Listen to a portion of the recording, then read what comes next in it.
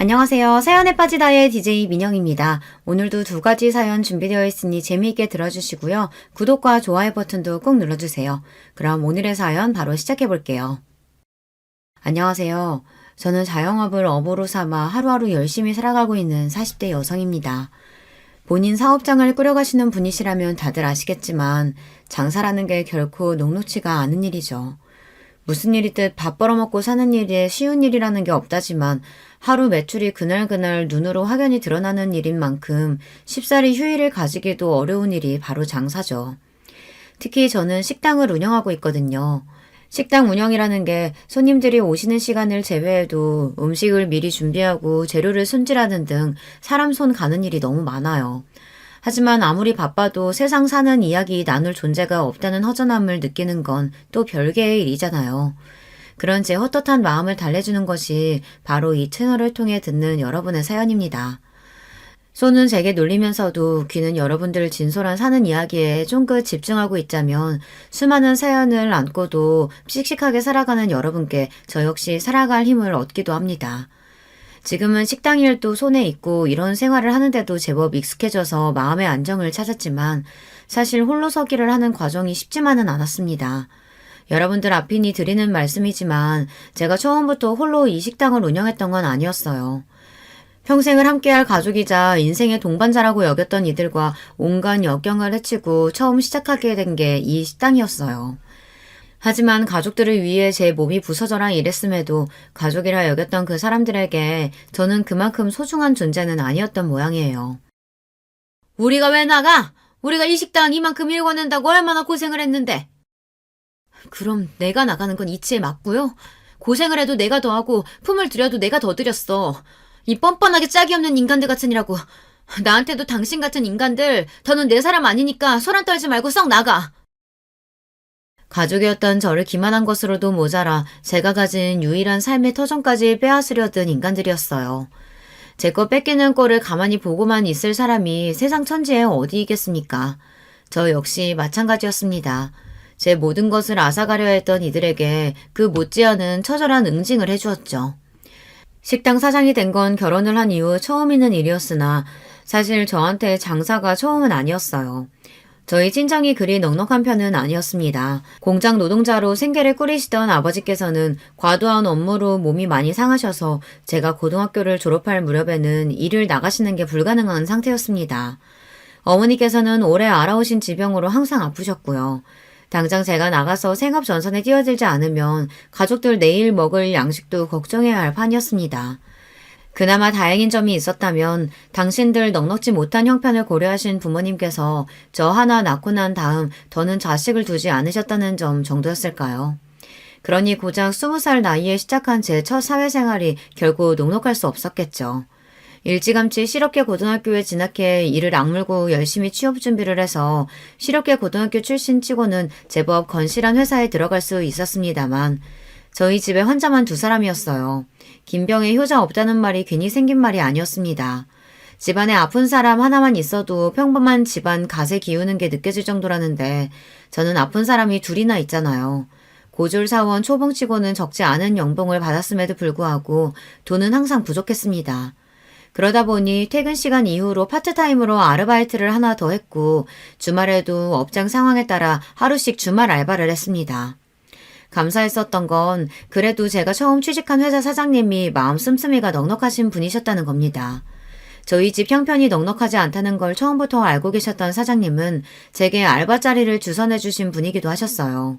다른 회사에서는 아예 투잡이 금지된 곳도 제법 있다고 알고 있었고 꼭 그렇게 명시하지 않는다 하더라도 자기 회사 일하는데 능률이 떨어질 수도 있으니 다른 일하는 걸 꺼리는 분들이 많았더라고요.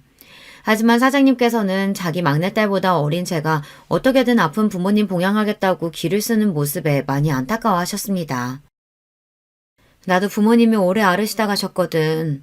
아무리 내 부모라고 해도 아픈 사람 간병이 어디 쉬운 일도 아니고 그게 얼마나 지치는 일인진 내가 잘 알지. 돈은 돈대로 들어가 아픈 사람도 같이 사는 사람도 몸은 몸대로 축나고 이게 온 가족이 다 고생이라고. 우리 막내들은 아직도 철딱서니가 없어서 대학 졸업반이 됐는데도 나한테 용돈 좀 타보겠다고 애교 떠는 판국에. 그 애보다도 어린 현주 씨가 가장 노릇하고 있는 걸 보자면 내가 나 어릴 때 고생했던 생각이 참 많이 나. 난 엄마 한 분이 아프셔도 그렇게 힘들었었는데 현주 씨는 둘씩이나. 정말 대견하다, 대견해. 나는 내가 더 먹었어도 현주 씨가 진짜 어른이야. 당시 제가 다니던 회사는 규모는 아직 작았으나 착실히 내실을 쌓고 있던 화장품 회사였습니다. 어린아이도 바를 수 있을 정도로 저자극인 기초 화장품을 주력 상품으로 내걸고 있었기에 예민한 피부를 가진 소비자들에게 입소문이 나고 있었죠. 여자의 몸으로 자신의 사업을 여기까지 키워나간 사장님께서는 직접 발로 뛰면서 다른 직원들과 다름없이 열심히 일하시는 분이셨습니다. 그런 사장님 곁에서 저도 어린 나이에 돈 주고는 살 수 없는 많은 것들을 배울 수 있었어요. 사장님과는 지금까지도 인연을 이어가며 잘 지내고 있습니다. 제가 장사를 처음 시작할 때도 조언을 아끼시지 않으셨던 그분은 여전히 제게 롤모델이십니다. 이렇듯 서로 마음을 주고받는데 사이가 가까워지지 않기도 힘들었죠. 사장님께서는 다른 직원들 몰래 사비로 제게 부모님 맛있는 거 사드리라며 용돈을 찔러주기도 하고 때마다 보신에 좋다며 건강식품을 저희 집으로 보내주시기도 했습니다. 현주 씨, 우리 단독 매장 2호점 오픈할 계획 있다는 건 알고 있지? 그래서 말인데 현재 씨가 그쪽 매장 관리를 도와주면서 그 수당 대신에 운영 지분을 추후에 가져가는 쪽으로 일해보는 거 혹시 어떻게 생각해? 당장 돈이 급하니까 저녁에 따로 일까지 하고 있지만 사실 그게 액수가 그리 크지 않잖아. 당분간은 자리 잡느라 쉽지는 않겠지만 매장 성공만큼은 내가 내 회사를 걸고 자신할 수 있어. 사장님이야 당연히 믿죠. 근데 저한테 그렇게 큰 기회를 주셔도 정말 괜찮으시겠어요?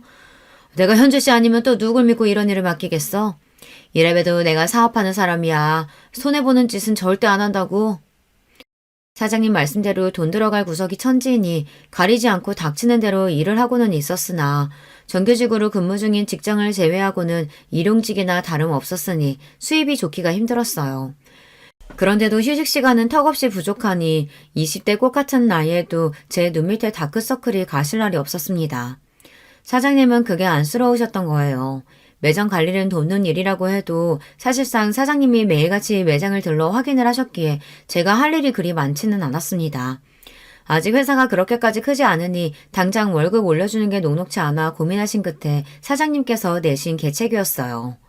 아무리 좋게 보는 직원이라고 해도 고등학교 졸업한 지 얼마 되지도 않는 풋내기한테 운영 지분까지 운운하기가 어디 쉽습니까? 그렇다고 제가 무슨 매장 출자금을 대는 것도 아닌데요. 추가 수당 대신이라고 말씀하시긴 했지만 그렇다기엔 과했죠. 물론 사업이라는 게 어떤 변수가 생길지 모르니 100% 성공을 보장하긴 힘들겠지만 신중한 성격의 사장님이 자신 없는 매장을 열 리도 없으셨고요. 그러니까 한마디로 순전히 저 좀 도와주시겠다고 하신 제안이었습니다. 스스로도 참으로 염치가 없다고 느껴졌으나 제 코가 석자이다 보니 사장님 제안을 기쁘게 받아들였어요. 그 길로 저녁에 투잡지던 알바도 그만두고 회사에서 근무하는 시간을 제외하고는 모든 시간을 아낌없이 새 매장 자리 잡는 데 쏟아부었습니다. 저같이 부족한 사람 어떻게든 양지해서 살 수 있도록 배려해 주시는 사장님이셨는데 저도 그 매장 꼭 성공시키고 싶었거든요. 그 무렵 제대로 입소문을 타기 시작한 저희 회사 화장품에 대한 관심도 나날이 높아졌고 2호점 역시 금세 호황을 맞이하게 되었습니다. 현주 씨 정말 고생 많았어. 회사 일에 매장 일까지 정신 없었을 텐데 이렇게 잘해주고. 현주 씨가 정말 내 귀인이다. 이건 내가 전에 약속했던 배당금. 통장에 찍힌 금액을 보고 눈이 튀어나올 뻔했습니다. 3억 원이 조금 덜 되는 거액이었어요.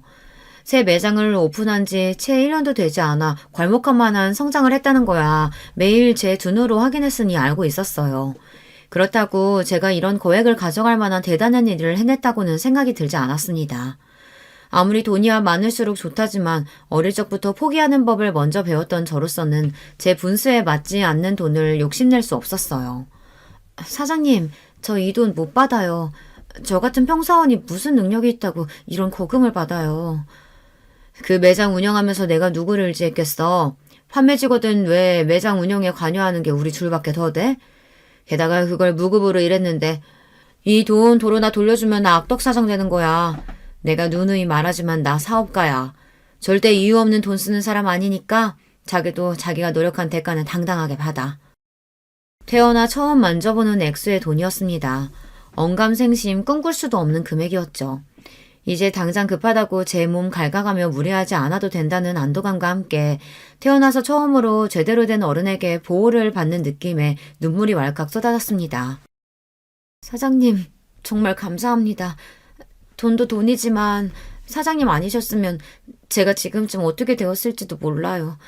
사장님께서는 제가 살아갈 힘을 주신 거예요. 이 은혜 정말 죽어서도 잊지 않을게요. 정말 감사합니다, 사장님. 이 돈이면 이제 부모님 병원비도 걱정하지 않아도 되겠다는 생각에 너무나 기뻤습니다. 그러나 그런 생각도 잠시, 그로부터 얼마 지나지 않아 아버지께서 먼저 떠나신 후 채 반년도 지나지 않아 어머니까지 제 곁을 떠나셨습니다. 그렇게 돈 없어서 지긋지긋하게 살 때는 아파서 시름시름 고생하시다가 이제 넉넉해지니 효도할 새도 없이 급히 떠나신 부모님이 야속하게 느껴졌습니다. 그간의 고생에 대한 원망과 좀 더 잘해드리지 못한 죄책감 등으로 무너져 내린 저를 감싸 안아주신 것 또한 사장님이셨습니다. 현주 씨가 부모님께 어떻게 했는지 내가 다 잘 알아. 그 누구도 현주 씨보다 더 잘할 수는 없었을 거야. 부모님께서도 그렇게 생각하실 거고. 그동안 정말 고생 많았어, 현주 씨. 사장님이 아니셨더라면 정말 세상에 홀로 남는 기분에 많이 힘들었을 겁니다. 헛헛한 마음을 사장님 위로와 딴 생각할 틈 없는 경무로 채우며 그렇게 부모님을 떠나보냈습니다. 남편을 만났던 때는 여전히 부모님을 떠나보낸 상실감에 허전함을 느끼던 시기였어요. 저희 회사와 거래하던 유통업체 쪽 직원이었던 남편은 처음부터 제게 호감을 가지고 다가왔어요. 하지만 그때까지 바쁘게 돈 벌어 가족들 보양할 줄만 알았던 저는 연애 한번 제대로 해본 적이 없었습니다. 환경 때문이기도 했지만 솔직히 연애고 뭐고 다 귀찮기도 했습니다. 제 성향 자체가 누구랑 왁자지껄하게 어울리는 걸 좋아하는 성격이 아니더라고요. 하지만 그럼에도 이제 하늘 아래 내 가족이 하나도 없다는 것만큼은 외롭게 느껴졌습니다.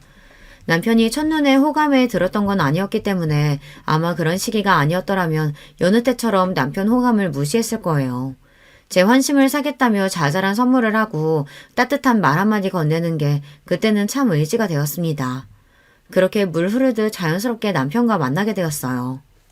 내가 강무씨 우리 현주한테 잘하나 못하나 두 눈 시퍼렇게 뜨고 지켜볼 거야. 현주씨는 나한테는 딸이나 마찬가지인 사람이야. 아, 그럼요. 손에 물 한 방울 안 묻히고 귀하게 모시고 살 테니까 걱정하지 마세요, 사장님. 남편은 변죽이 좋은 사람이었습니다. 주변 사람들과의 관계도 좋은 편이었기에 평판이 그리 나쁜 사람도 아니었죠. 사실 남편과 연애를 시작하기 전에 사장님의 오케이 사인을 받고서야 저도 수락을 한 거였어요. 그럴 때 보면 정말 사장님이 딸내미 단속하는 엄마같이 느껴졌습니다. 사람도 사람이지만 저한테는 그것보다 더 중요한 문제가 있었어요. 워낙 부모님 투병으로 온 가족이 그 긴 시간 생고생을 했으니 가족 중 중환자가 있는지 경제적으로 문제가 있지는 않은지 하는 부분이 정말 중요했습니다. 부모님을 사랑하기는 했으나 그렇다고 그 두 분 모시는 게 힘들지 않은 건 아니었어요. 결혼해서까지 시댁에 비슷한 문제가 있어 또다시 그런 고생을 하며 살 생각은 추호도 없었습니다. 그럴 바에야 그냥 평생 혼자 살 생각이었어요. 속물적이라고 욕하실지는 모르겠으나 그렇다고 해도 어쩔 수 없죠. 저랑 비슷한 고생을 해보신 분들은 아마 공감하실 겁니다. 그 점은 남편에게도 처음부터 확실히 했습니다. 저는 그런 고생을 하고 싶지도 않고 나 역시 내 배우자 될 사람에게 그런 짐은 지우지 않을 거라고 말이죠. 남편 역시 제 사정을 듣더니 이해를 하더라고요. 결혼이 사랑만으로 되는 건 아니라는 생각에는 처음부터 동의했던 저희 두 사람이었습니다. 크기는 작지만 아버지께서 지금까지 안정적으로 사업을 하고 계시고 부모님 두 분 모두 감기 한번 크게 앓으신 걸 본 적이 없을 정도로 건강하세요. 여동생이 하나 있는데 20대 초반에 일찍 결혼해서 지금은 남편 따라 외국에서 살고 있어서 몇 년에 한번 볼까 말까 하고요. 아, 저도 건강한 편이긴 한데 혹시 필요하시면 건강검진 결과지 보여드릴까요? 다행히 이 정도면 합격선은 거뜬히 넘었습니다. 부모님 두 분 모두 노후 준비까지 다 되어 있다는 점도 마음에 들었어요. 부잣집에 시집가서 팔자 고칠 생각은 없었지만 그래도 제가 벌어 먹어야 할 집에 시집가는 건 싫었거든요. 남편도 자기 일 잘해서 월급 꼬박꼬박 잘 받고 있으니 이만하면 결혼 상대로 나쁘지 않겠다고 생각했습니다. 양친 모두 안 계신다는 게 좀 마음에 걸리네. 우리 아들 장가 가서 장모님 사랑도 좀 받아봤으면 했는데. 엄마는 무슨 그런 소리를. 부모님 일찍 돌아가신 게 현주 씨 잘못이야. 어린 나이에도 정성껏 부모님 모신 것만 해도 대견한 사람을. 시어머니 되실 분이 저한테 제대로 된 친정이 없다는 걸 꼬투리 잡아 걸고 넘어지셨으나 남편인 단박에 말을 끊어버렸습니다. 결혼이야 마음 맞는 사람 만나서 하면 좋고 아니어도 별 상관없다고 생각한 저와는 달리 남편은 결혼에 목숨을 걸고 있었습니다. 저한테 트집 잡아봐야 저는 영 가망이 없겠다 싶으면 정리할 생각도 있었으니 손해볼 건 어차피 당신 아들뿐이었어요. 그렇게 며느리 귀 한번 눌러보겠다는 시어머니 시도는 수포로 돌아가고 그 이후로는 별다른 문제 없이 수월하게 결혼에 골인했습니다. 결혼 전에 경제적인 문제에 관해서도 집이나 생활비 같은 건 서로 각출하기로 하고 서로의 수입은 각자 관리하기로 합의를 했기 때문에 집을 합쳤다는 것 외에는 생각보다 많은 부분이 바뀌지는 않았습니다. 결혼 전 제가 목돈을 제법 모아놓았다는 것도 굳이 남편에게 미리 밝히지는 않았어요. 저 역시 남편에게 굳이 캐묻지 않았고요. 결혼 전에 번 돈이야 온전히 본인 재산인 건데 제가 궁금해하거나 탐낼 것도 아니고요. 남편은 그렇게 생각하기보단 아픈 부모 밑에서 오래 고생한 제가 딱히 가진 돈이 있을 거라는 생각 자체를 하지 않은 것 같았습니다. 게다가 제가 차림새가 수수한 편이라 더 그렇기도 했을 거예요. 생활비 내고 각자 돈은 각자 관리하자는 말에 남편이 더 반가워했습니다. 역시 사회생활을 하는 사람이라고는가. 현주 씨가 센스가 있어. 사실 결혼하고 뭐 사소한 거 하나 쓰게 해도 서로 눈치 보고 그런 게 편치는 않잖아. 서로 필요할 때는 아끼지 않으면서 자기 건 자기가 관리하고 난 좋아. 아마 저한테 가진 재산이 꽤 되는 걸 알았는데도 남편이 저리 좋아했을까 생각해보니 저도 참 답 없는 사람을 만났다 싶네요. 어찌되었든 둘 모두 합의하에 시작된 생활이었기에 저희끼리는 잡음없이 잘 지냈습니다. 잡음은 항상 시댁 쪽에서 시작되었습니다. 결혼 직후부터 손자 타령을 입에 달고 살던 시어머니가 급기야 대놓고 이렇게 말하기 시작했어요. 시집을 왔으면 당연히 애부터 낳을 생각을 해야지. 나이가 적은 것도 아니고 곧 있으면 노산인데 남의 집 대끈을 작정인 게 아니면 당연히 며느리 의무부터 할 생각을 해야 할 것 아니야. 제 나이가 가 30을 넘겼을 때였습니다. 남편이 저보다 5살이나 많으니 남편 입장에서 노산이라면 노산이겠네요. 평소 같으면 시어머니가 뭐라고 하든 말든 신경도 쓰지 않지만 아이 문제에서만큼은 남편도 은근슬쩍 제 어머니 편을 들더라고요. 사실 더 늦기 전에 나도 아이 가졌으면 싶기는 하거든. 자기도 아예 자식 생각이 없는 건 아니잖아. 그런 거 같으면 더 기다릴 것도 없이 가지는 것도 좋지. 남편 말대로 제가 아예 아이 생각이 없는 건 아니었기에 저 역시 고민을 하기 시작했습니다. 하지만 회사 문제도 있고 분명 아이가 생기면 지금과는 생활이 달라져도 너무나 달라지겠죠. 아이 가진다고 나 일 쉬면 그동안 내 수입이 없을 텐데 그건 어떻게 하고? 그리고 아이 낳는다고 은근슬쩍 집에 눌러앉을 생각 없어. 최대한 빨리 회사 복직해서 일할 거야. 그럼. 설마 내가 당신 집에 들어앉힐까 봐? 그리고 내 자식 갖겠다고 하는 건데 설마 내가 당신 돈 안 벌어온다고 타박하겠어? 걱정 마. 이렇게 된 김에 당신도 좀 쉬면서 몸도 보호하고 아이 준비하는 건 어때? 당신 고등학교 졸업하고 이때까지 제대로 된 휴가 한 번도 못 갔잖아. 돌이켜 생각해보니 정말로 제대로 쉬어본 적이 없었습니다. 그래, 이제 나 일한다고 굶어 죽는 것도 아니고 남편 말 맞다나 제 새끼 가진다고 쉬는 건데 날 구박이라도 했다가는 가만 안 두면 그만이지 하는 생각이 들었습니다. 남편 모르게 쓸 수 있는 여윳돈도 제법 많았고요. 그래, 설마 내가 잠깐 쉬다 온다고 선주 씨 자리 하나 못 지켜주겠어? 이날 이때까지 그렇게 쉴 틈 없이 일했는데 이제 현주 씨도 숨 돌릴 틈이 좀 생겼네. 내가 현주 씨 시집가고 나서도 잘 지내는 건가 걱정이었는데 이렇게 마누라 쉬게 해줄 줄도 알고 잘 살아서 정말 다행이다. 휴직기 이야기를 꺼내자 흔쾌히 받아주시는 사장님 덕에 저 역시 이제 이런 여유를 부릴 수 있는 삶을 살게 된 게 흡족했습니다. 그렇게 태어나 처음으로 아무 걱정 없이 빈둥빈둥 쉬는 날을 맞이하게 되었어요. 처음 며칠은 좀 불안한 기분이 들더니 의외로 백수 생활이 저한테 잘 맞더라고요. 혼자서 조용히 그동안 해보지 못했던 것들을 하나씩 해보는 것도 제법 즐거웠고요. 마음이 편해 그런 건지 얼굴도 꽤 좋아졌습니다. 비록 제 아들 일하는 동안 팔자가 늘어진 저를 보고 심통이 난 시어머니 얼굴을 보는 건 반갑지 않았지만 말입니다. 우리 아들은 얼굴이 반쪽이 되도록 고생하는데 너는 아주 팔자가 늘어졌구나. 남편 돈으로 그렇게 놀고 먹으니 좋니? 저희는 처음부터 각자 번 돈 각자 썼어요. 제 돈 제가 쓰고 노는 거니까 아들 걱정은 안 하셔도 돼요. 자기한테는 져줄 생각이 없는 며느리 말에 또 파르르 하는 시어머니였지만 제가 뭐 틀린 말 했나요? 그러게 가는 말이 고와야 오는 말이 고운 겁니다.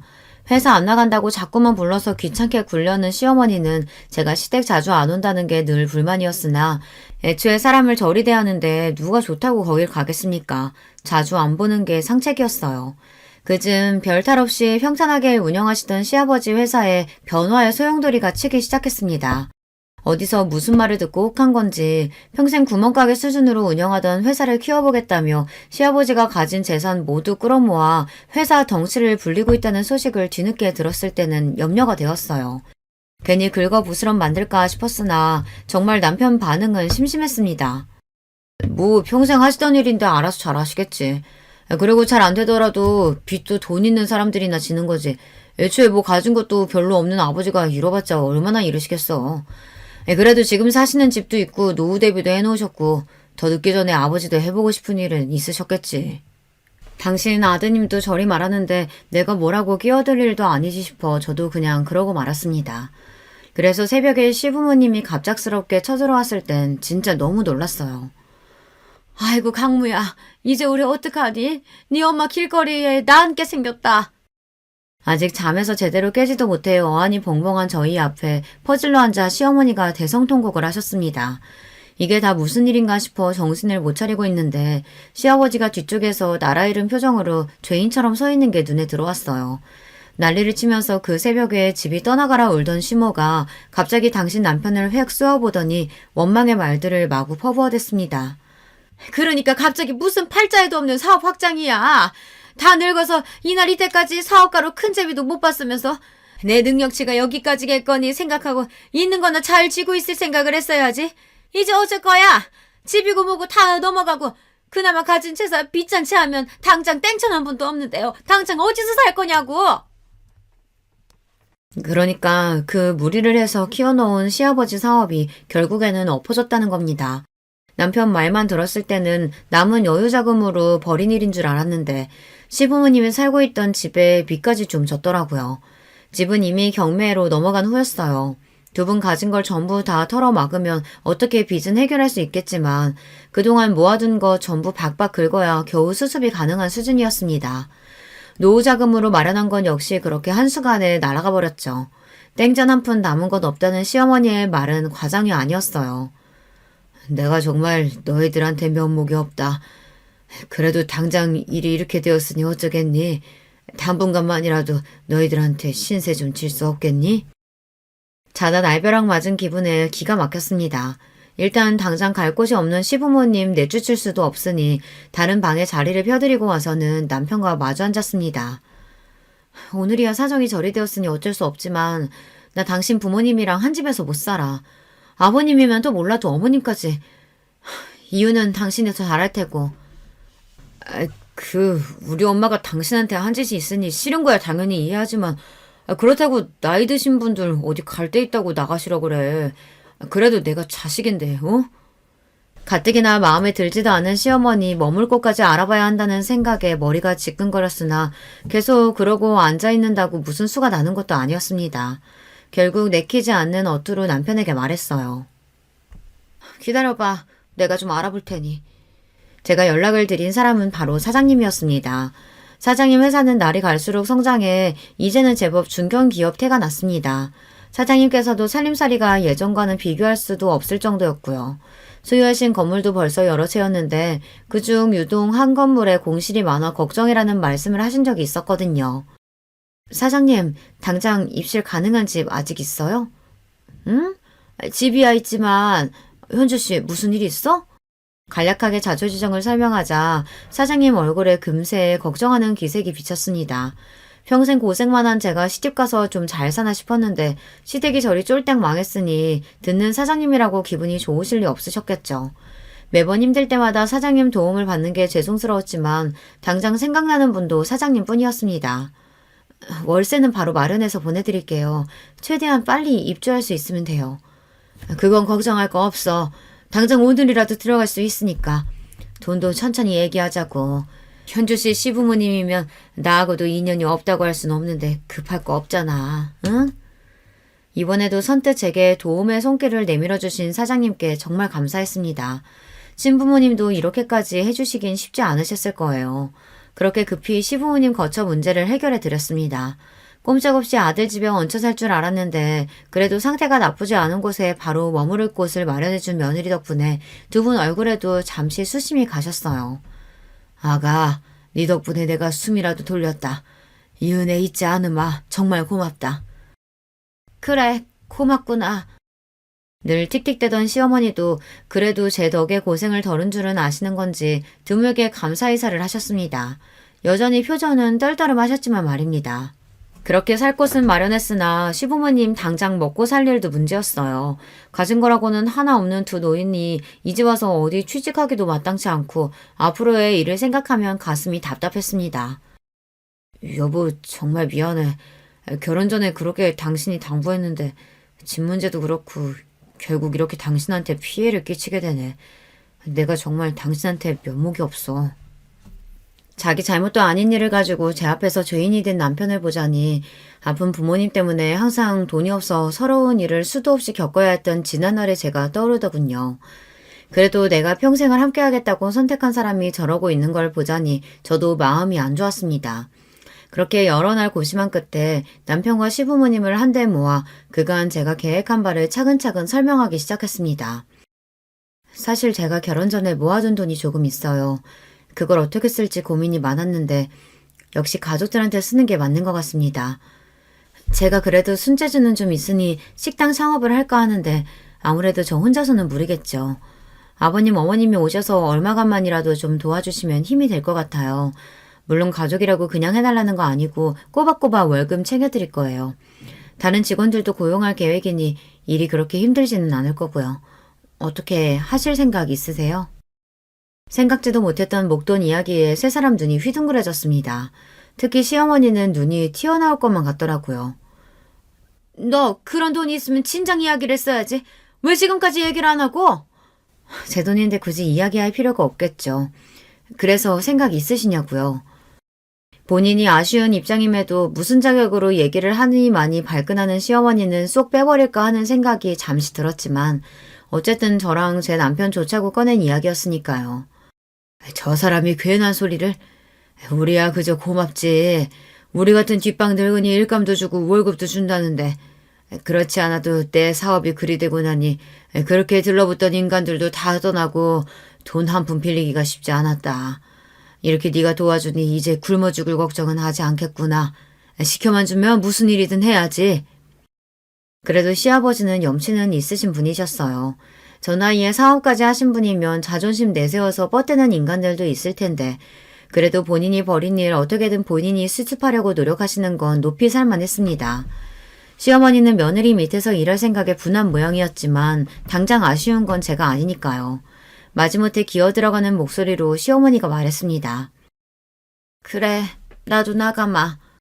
그렇게 창업 준비가 시작되었습니다. 갑작스럽긴 했습니다만 어렴풋이 식당 창업에 대해서 생각해보지 않은 것은 아니었습니다.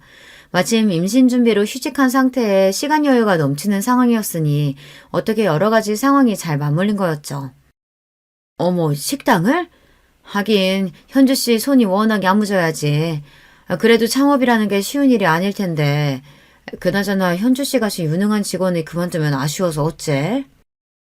창업을 하게 되었으니 회사 생활을 완전히 정리해야 해서 말씀드렸더니 사장님께서 많이 아쉬워하셨습니다.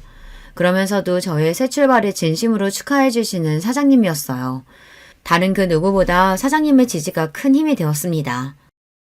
저기 자기 여윳돈이 대체 얼마나 되는 거야?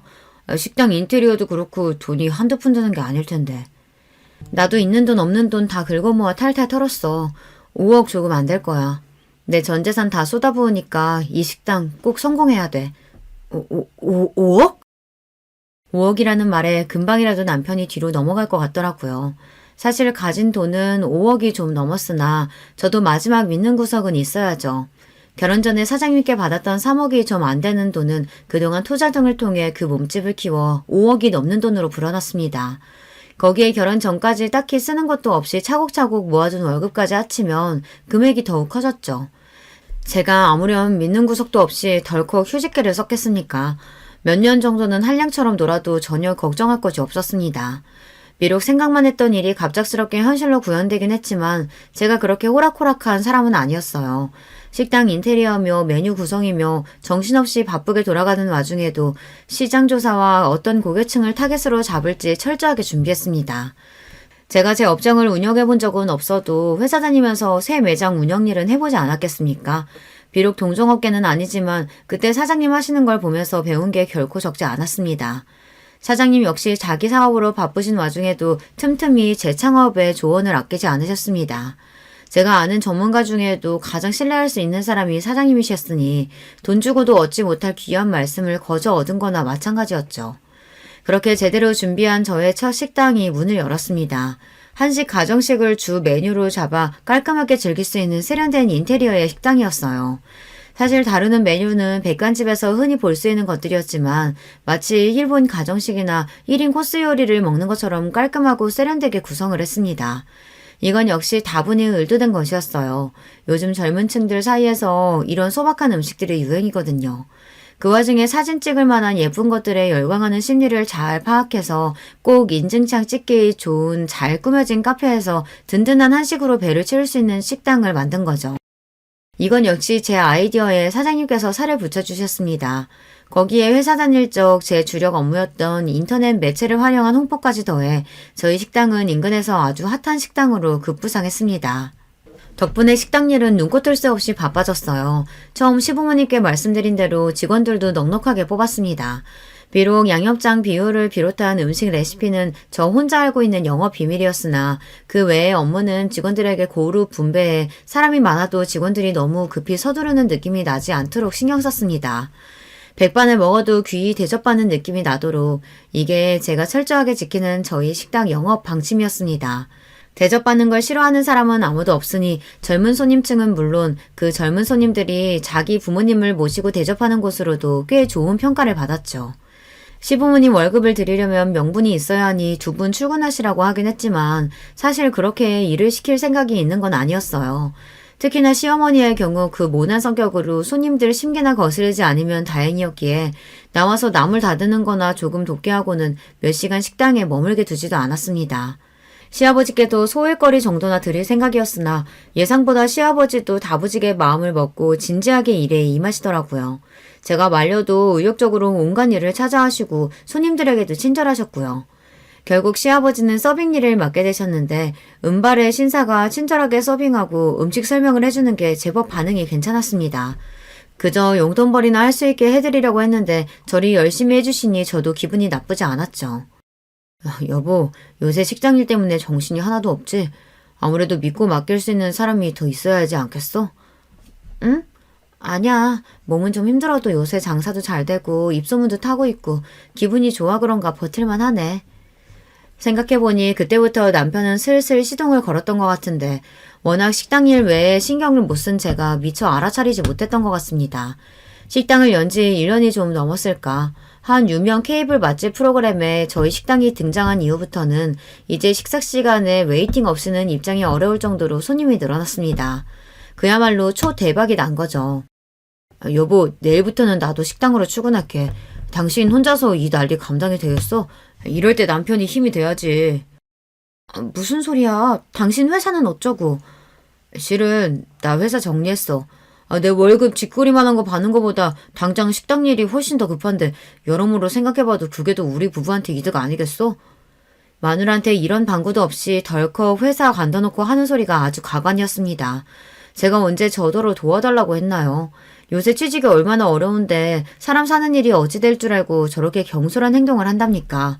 거기다 지금껏 자기 수입 철저히 자기 것으로 해놓고 왜 식당 일은 자기가 참여하는 게 당연한 것처럼 구는 거냐고요. 한마디 상의 없이 멋대로 결정해놓고 내 식당은 왜 제 집 지나들듯 마음대로 출근하니만이 하는 건데 당신 정말 내가 우스워? 그러고 며칠간 남편과의 냉전이 이어졌습니다. 쉽사리 화를 풀지 않는 저에게 남편이 기가 팍 죽어서는 우는 소리를 했어요. 나는 정말로 자기 생각한다고 그런 거야. 우리 부모님도 식당 나가서 일손 거두시는데 남편이 돼서 당신 고생하는 거 뻔히 알면서 가만히 있기도 그랬다고. 그리고 사표는 진작 수리됐는걸. 그러지 말고 화 풀어라. 자기야, 응? 속이 뒤집힐 지경이었지만 직장도 없는 마당에 저 인간을 놀려봐야 또 뭐 하겠습니까? 이건 남편이 아니라 왼수가 따로 없었어요. 그렇게 울며 겨자 먹기로 남편까지 식당에 출근하게 되니 이제 온 시댁 식구들이 식당에 불터서 먹고 사는 판국이었습니다. 시아버지야 열심히 일을 하신다곤 하지만 아무래도 경력 있는 다른 직원들 따라가기는 쉽지 않았죠. 게다가 월급도 다른 직원들보다 거의 배는 챙겨드리고 있었어요. 얄밉긴 하지만 시어머니 역시 마찬가지였죠. 사실상 제가 시댁 생활비를 대는 거는 다름없었습니다. 서로 짐이 되지 않는 깔끔한 결혼 생활을 하자며 결혼 전 남편과 한 약속이 무색했습니다. 예, 그래도 제가 명색이 사장 남편인데 일반 직원이랑 똑같이 대우해서 되겠어? 쟤도 뭐 믿는 구석이 있어야 좀 어깨 피고 살 거 아냐. 뭐가 예쁘다고 직장까지 때려치운 남편놈 직함까지 달아주니까 온 가족이 며느리한테부터 기생하면서 참 염치도 없다 싶었어요.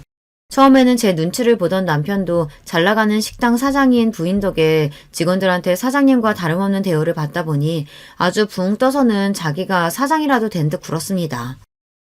당신 내 직원들한테 함부로 말 놓고 그러지 마.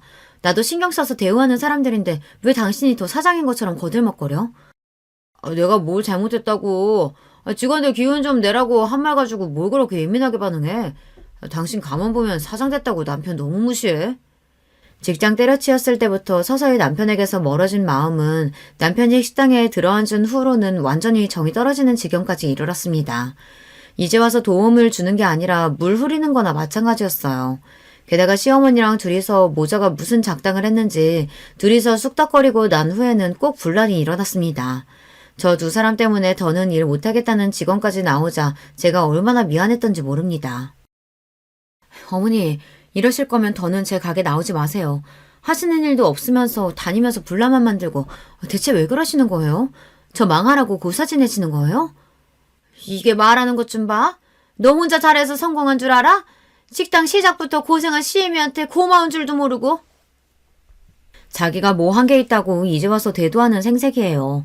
그렇게 시어머니를 내쫓고 나니 가게가 그렇게 평온할 수가 없었습니다. 자기가 왕인 양 굴던 남편도 자기 편들어줄 시어머니가 없으니 기가 죽었는지 좀 눈치를 보더라고요. 하여튼 제 인생에 도움이 안 되는 양반이었습니다. 한 며칠 잠잠하더니 식당 브레이크 타임에 문을 부수기라도 할 기세로 시어머니가 다시 쳐들어왔습니다. 또 무슨 사람 기가 막히고 코가 막히는 소리를 하려나 팔짱을 끼고 보고 있는데 시어머니가 저한테 서류 봉투 하나를 착 집어던졌어요. 이혼 서류였어요. 이게 뭐예요? 그 사람이 나랑 이혼하겠대요? 우리 효자 아들이 제 마누라가 지 어미한테 하는 짓을 봤는데 그럼 그냥 넘어가겠어? 아주 돈 버는 유세는 혼자 다 떨고 이제 우리 아들한테도 이 식당 지분 있으니까 너 같은 막대 먹은 며느리 더 볼 것도 없다. 꼴랑 5억 가지고 그 유세를 떨었으니 그 돈대로 그대로 돌려주마. 그거 말고 떨어져. 뭔 전식 나간 소리예요 이게. 제 아들놈한테 무슨 식당이 지분이 있으며 5억 줄 테니 이혼하라고 하는 건 또 무슨 소리고요. 입을 열수록 전입 가경이었습니다. 며느리한테 빌려먹는 주제에 돈 5억은 또 어디서 났고요. 그동안 며느리 돈 받아서 겨우 먹고 살았으면서 참 뻔뻔하기가 우스울 지경이네요. 저 아니면 돈 나올 구멍도 없으시면서 어머님한테 5억이 웬 말이에요? 내가 달라면 이거 줄 능력은 되시고요. 내가 능력이 왜 없어? 우리 아들이 이제 잘 나가는 식당 사장님인데 너 나중에 딴소리 할 생각 말고 이 돈 주면 두말 없이 이혼하는 거다. 알겠어? 그 인간이 도대체 제 어미 앞에서 무슨 허풍을 떨었는진 몰라도 저도 저 두 인간들한테 신물이 날 만큼 난 상태였습니다. 다 죽어가는 저들 살려줬으면 고마운 줄을 알아야지 감히 은혜를 원수로 갚는 짐승만도 못한 행태를 더는 두고 봐줄 생각도 없었고요. 그렇게 계산을 마친 저는 시어미를 쏘아보고는 말했어요. 어머니, 뭘 믿고 덜컥 이혼 도장부터 찍겠어요. 5억 입금하면 그때 도장 찍어줄 테니 어머니나 군소리 마세요. 그렇게 제 통장에 찍힌 5억을 확인하고 나서 시원하게 이혼 서류에 도장을 쾅 찍어버렸습니다. 멍청하게 제 아들 허풍에 바보된 줄도 모르고 꼴보기 싫은 며느리 치우고 식당까지 먹어치운 줄 아는 시모꼴을 보고 있자니 고소해서 비웃음이 비집고 나오는 걸 억지로 참느라 아주 혼났어요. 다음날 시모가 혼비백산을 한 꼴로 다시 제 식당에 뛰어들어왔습니다. 멀리서 보이는 시모 꼴을 보고는 미리 연락해둔 직원에게 손짓을 했죠. 시모는 우람한 직원의 제지에 제 식당 안으로 들어오지도 못하고 밖에서 부들부들 떨고 있었습니다. 제 딴에는 분해서 아주 죽을 지경이었을 겁니다. 그러던지 말든지 저는 여느 때와 다름없이 정성껏 음식을 만들고 손님을 응대했죠. 식당 마감 시간이 지나고서야 시모를 식당 안으로 들였어요. 언제 왔는지 그 옆에 남편도 얼굴이 새파래져서는 같이 들어왔더라고요. 너 감히 나를 속여? 내가 너 사기죄로 고소할 거야. 거기다 이혼 서류 도장 찍은 지 하루 만에 우리를 집에서 내쳐? 네가 그러고도 사람이야? 언감생심 며느리 재산에 돈도 골라서 아들 이혼시킨 정신 나간 여자도 있는데 누가 누굴 사람 운운하고 자빠졌어요. 내가 돈 달라고 했어요? 당신이 이혼하라며. 니들 같은 거지 같은 새끼들이랑 엮여서 내가 한 고생이 얼만데 그럼 내가 위자료도 안 받고 이혼해주겠어? 위자료라니? 그거 이 식당 넘기는 돈이잖아. 내가 단 한마디라도 이 식당 넘긴다고 한 적이 있어? 멍청한 것도 정도 것이지. 지금 이 식당 가치가 얼만데 겨우 5억 받고 니들 같은 거머리들한테 내가 내 식당을 넘기겠어. 당장 길바닥에 나앉을 인간 집 구해줘. 일가지도 않은 일 조근시키고 그 많은 돈까지 줬는데 감히 은혜도 모르고 주인을 물어? 이 금수만투 못한 거. 나도 니들 같은 거머리 새끼들이랑은 더 보고 살 생각 없으니까 당장 꺼져. 당연히 제 것인 줄 알았던 식당이 신기루처럼 사라지고 돈 5억까지 날렸다는 걸 깨달은 시어머니 낯빛이 질리다 못해 피기가 싹 가셨습니다. 그 옆에서 안절부절 못하고 서있던 남편놈이 제 앞에 무릎을 꿇고 주저앉았어요. 여보, 나 진짜 몰랐어. 내가 미쳤다고 당신이랑 이혼을 해? 나 이혼 절대 못해. 내가 접수한 것도 아닌데 어떻게 이혼을 해? 이놈이야 당연히 나랑 이혼할 생각이라고는 손끝만큼도 없겠지. 쪽쪽 빨아먹을 재산 있는 마누라 미쳤다고 이혼을 하겠어? 근데 어쩌니? 네 어미가 서류를 하도 잘해와서 나는 그냥 도장 찍어준 것밖에 없어. 서류도 네 어미가 보냈잖아. 접수까지 다 된 이혼 서류. 이제 와서 네가 뭘 어쩔 거야? 그동안 네가 주제도 모르고 내 소중한 식당에서 온갖 꼴값 다 떨면서 설치고 다닌 거 내가 모를 줄 알아? 내가 내 청춘 다 갈아서 모은 돈으로 내 노력으로 일군 걸 네 놈이 뭘 했다고 감히 눈독을 들여? 이 버러지 같은 놈. 너 같은 놈 알아서 떨어져 준다니 내가 오늘부터 발 뻗고 자겠다. 네 놈 상대할 시간 없으니까 네 미친 엄마 데리고 당장 내 식당에서 나가. 그렇게 제발 살려달라고 비는 그 두 인간들을 제 눈앞에서 치워버렸습니다. 시어미야 처음부터 마음에 안 드는 인간이었으니 멍청하게 욕심부리다가 자기는 물론이고 자기 남편과 자식 인생까지 말아먹은 게 그저 고소하기만 했습니다. 하지만 남편놈은 그래도 한때는 저와 일평생을 함께하겠다고 마음먹었던 사람이었어요. 돈 앞에 사랑도 부질없었던 거였는지 아니면 애초에 그만큼의 사랑은 아니었던 건지 알 수 없지만 가슴이 휑한 기분이 드는 건 어쩔 수 없었습니다. 이미 서류 접수되었는데 이혼이 장난도 아니고 뒤늦게 남편이 난리쳐봤자 법원에서 받아들일 리 만무했습니다. 애초에 서류 접수가 자기 본가 쪽에서 되었는데 제가 갖다 낸 것도 아니고 뒤늦게 부린 변덕 정도로 치부되었으니 재판부 입장에서는 괘씸죄만 더해졌죠. 그렇게 결국 남편과의 인혼이 확정되었습니다. 지가 지발로 직장 때려치우고 더는 제 식당에서 나댈 일도 없고 저 아니면 믿을 구석도 없으니 직업도 없는 놈이 개털인 상태였죠. 그렇다고 자기 부모들 사정이라고 다를 바 있습니까? 그 고약한 여자가 저한테 이혼 서류를 집어던진 바로 그날 곧장 집을 내어주신 사장님께 연락을 드렸습니다. 제 기가 막힌 소식에 저보다 더 분노하시는 사장님이셨어요. 인간의 은혜를 몰라도 정도 것이지 감히 현주 씨를 그딴 식으로 배신해? 알았어. 당장 내일 그 몹쓸 여자 짐 다 빼버릴 테니까.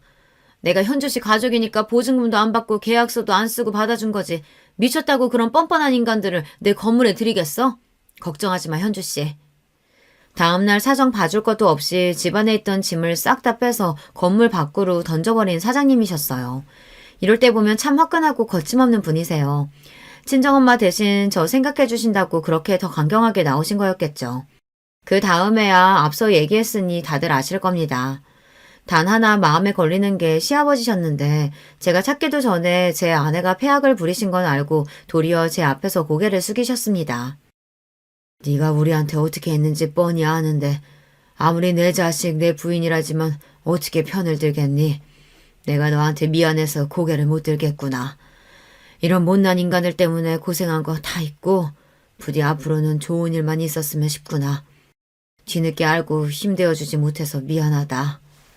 당장 가실 곳도 마땅치 않으실 테니 제가 부로 준비한 돈도 한사코 거절하셨습니다. 비록 말년에 잘못된 선택으로 가진 걸 다 날리기는 하셨으나 그래도 본인 부인이나 아들 같은 인간들에게는 아까운 분이셨어요. 알고 보니 저한테 보낸 5억은 그 시험이라는 여자가 자기 아들이 유명 식당 주인이라며 사기쳐서 지인들한테 뜯어낸 돈이었어요. 모자란 돈 일부는 사채까지 썼다더군요. 그 여자 앞으로 걸린 송사가 한두 개가 아니었습니다. 그 여자가 자기 주제로 갚지도 못할 돈을 뜯어냈으니 결국 실형을 살게 되었다고 하는데 오히려 그 여자한테는 그 편이 나을 겁니다. 출소했다가 사채업자들한테 무슨 짓을 당하게 될 줄 알고요. 그래봤자 이제는 저랑은 상관없는 남의 일이지만 말입니다. 폭풍같이 휘몰아친 여러 가지 일들이 정리되고 나니 지금은 오히려 차분히 제 할 일을 하며 지내고 있어요. 식당도 이제 완전히 안정적인 노선으로 들어섰고 여전히 사장님처럼 저를 진심으로 위해주시는 귀한 인연들과 함께하니 정신건강도 훨씬 좋아졌어요. 지금은 그저 오늘만 갖기를 바라며 하루하루를 살고 있습니다. 듣고 있자면 기가 막힌 제 이혼 이야기는 여기에서 마무리합니다. 긴 이야기 끝까지 함께 해주신 여러분 모두 감사드려요. 안녕하세요. 저는 서울에서 아내와 사는 60대 초반의 남자입니다. 오늘은 저한테 일어났던 사연을 제보하려고 해요. 이 이야기는 저뿐만이 아니라 우리 가족의 인생이 다 포함되어 있을 정도로 큰 사건이었습니다. 그래도 이제 이런 얘기를 웃으면서 할 날이 오다니 인생 오래 살고 볼 일이네요. 여러분도 살면서 억울하거나 배신당했던 기억이 있으세요? 혹은 괘씸했던 경험이요. 만약 하나라도 해당하신다면 오늘 제가 제보하는 사연에 공감을 많이 하실 것 같습니다. 그럼 바로 시작할게요. 진영아, 아빠 네 형이랑 배 타고 고기 잡으러 갈 거야. 성희한테 말해놓을 테니 학교 끝나고 와서 성재랑 삼겹살 구워서 밥 먹어라. 밥 든든히 먹고 엄마 가게 일도 도와주고. 알겠지? 성재는 올 필요 없으니까 너만 가게로 가. 그럼 아버지 다녀온다. 네, 알겠어요, 아빠. 언제나 안전이 제일 우선인 거 알죠? 할머니가 바다는 사람이 이길 수 있는 존재가 아니라고 했어요. 그러니까 형하고 무리하지 말고 조심히 다녀오세요. 아휴, 할머니 돌아가시니까 이제 진영이 네가 잔소리 담당이냐? 알겠어. 우리 작은 아들 무서워서 아빠가 형이랑 조심히 배 탈게. 성희 누나 집안일 많이 하며 적당히 하라 그래. 우리 집은 집안 대대로 배를 타는 가문이었어요. 제가 아주 어렸을 때 할아버지가 아빠와 배를 탔었고 할아버지가 돌아가시고는 형이 아버지랑 배를 탔습니다. 아버지한테 듣기로는 아버지가 어릴 때도 증조, 고조 할아버지가 다 배를 타셨다고 해요. 바닷가에 자리 잡고 살아서 아무래도 바다와 관련된 일을 했습니다. 그리고 우리 집은 동네에서 배가 가장 많은 집이었어요. 워낙 성실히 일하시는 집안 어른들 덕분에 먹고 사는 걱정은 하나도 없었답니다. 누나! 성희 누나! 성재랑 나왔어. 아, 배고프다. 누나 뭐 하고 있었어? 아버지가 누나 너무 힘들게 일하지 말라고 하셨어. 바닥 그만 닫고 우리 삼겹살 먹자. 왔어? 공부하느라 수고했어. 누나가 다 준비했으니까 너희는 그냥 앉아있어. 밥도 이미 해놨고 김치랑 다 꺼내놨거든. 성재야, 밥 먹고 진영이랑 사모님 가게 가서 일 도와드려. 알겠지? 아니야 누나. 아버지가 성재 데리고 오지 말라고 했어. 그리고 엄마도 성재 오면 내쫓는 거 알잖아. 그러니까 성재는 밥 먹고 쉬어. 나 혼자 가는 게 나도 편해. 성재랑 학교에서도 집에서도 붙어있는데 가게까지 같이 가라고? 아, 싫어. 그래도 내가 이렇게 식모로 일하면서 동생까지 같이 사는데 항상 죄송스러워서 우리 성재 학비도 내주시고 용돈도 주시고 내가 너무 미안해서 그렇지. 안 그래 성재야? 누나가 항상 말했지? 진영이네 가족분들에게 감사하면서 살아야 해. 알지. 그러니까 우리 일단 밥 먹자. 나 배고프다. 삼겹살을 앞에 두고 이러는 거 고문이야. 일단 밥 먹으면서 말하자. 우리 집에는 식모로 일하는 성이라는 누나가 있었어요. 사실 식모가 필요해서 구한 건 아니었습니다. 우리 어머니는 횟집을 크게 하셨는데 거기서 성희 누나의 어머니가 일하셨어요. 그러다 병에 걸려서 돌아가셔서 성희 누나와 동생인 성재는 고아가 되었습니다. 홀어머니라 오갈 데가 없는 성희 누나를 우리 부모님이 집에서 식모로 일하도록 고용한 거였죠. 성재가 마침 저와 동갑이라 우리 집에서 같이 살며 형제처럼 지냈답니다. 저도 형이 있었는데 이렇게 넷이 바닷가에서 산책도 하고 같이 놀러 다니며 매우 친하게 지냈죠. 엄마, 저 왔어요. 와, 오늘 손님이 왜 이렇게 많아요? 휴가철이라 그런가? 단체 손님이 여러 팀이네. 이모, 그거 저 주세요. 제가 서빙할게요. 진영이 왔어? 아유, 그러게. 오늘 너무 바쁘다. 정신없어서 지금이 몇 시인지도 모르겠어. 성재랑 성희 밥은 먹었대? 아유, 너희 아버지랑 진석이는 왜 소식이 없니? 곧 오겠다. 네, 누나랑 성재랑 같이 삼겹살 먹었어요. 엄마, 이따 가게 마감하고 제가 청소할 테니까 먼저 들어가요. 몸도 안 좋으면서 무리하지 말고요. 우리 작은 아들 최고네. 아직 고등학생인데 이렇게 엄마 마음을 알아줘? 됐어. 그것만 돕고 들어가서 공부해. 저는 주로 학교가 끝나면 집에 와서 밥을 먹고 엄마 가게로 향했어요. 성희 누나는 편의를 많이 봐주는 우리 부모님에게 항상 감사하다고 했습니다. 그러면서 성재를 가게로 같이 보낸 적이 많은데 우리 부모님은 한 번도 성재에게 일을 시킨 적이 없어요. 오히려 부모 없이 자라는 성희 누나와 성재가 안타깝다고 여기셨죠. 성재의 학비를 아버지가 대신 내줬고 가끔은 우리 형과 저보다 성재와 성희 누나를 더 챙긴다는 생각이 들 정도였습니다. 사모님하고 사장님은 무슨 자점 사업가야? 이렇게 직원들 챙겨주면 남는 게 있기는 해요? 명절이라고 보너스 가득 넣은 것 봐. 내가 아까 보니까 그 식모. 그래, 성희랑 성재까지 데리고 여행 간다며? 성희는 가만 보면 복 받았어. 이러다 큰아들하고 결혼하는 거 아니야? 성희가 며느리가 되면 우리야 좋지. 예쁘지, 일 잘하지. 우리가 축복이지. 그리고 내가 좋아서 베푸는 거니까 부담 가지지 말아요. 자, 그럼 명절 잘 보내시고 끝나고 봅시다, 다들. 고향 다녀오세요. 명절이 되면 가족이 없는 성희 누나와 성재를 배려해서 같이 여행도 다녔어요. 제가 생각해도 우리 부모님은 저 남매에게 최선을 다했습니다. 동네에서도 유명할 정도면 말 다 했죠. 이렇게 저는 평생 가족들과 행복하게 살 줄 알았어요. 우리 아버지는 옛날 분이지만 상당히 다정하셨습니다. 어머니도 언제나 가족들에게 사랑을 듬뿍 주는 분이셨거든요. 그래서 미래에 대해 걱정해 본 적이 없을 정도였죠. 하지만 인생이란 게 어떻게 풀릴 줄 모르잖아요. 우리 가족에게 불행이 찾아오게 되었습니다.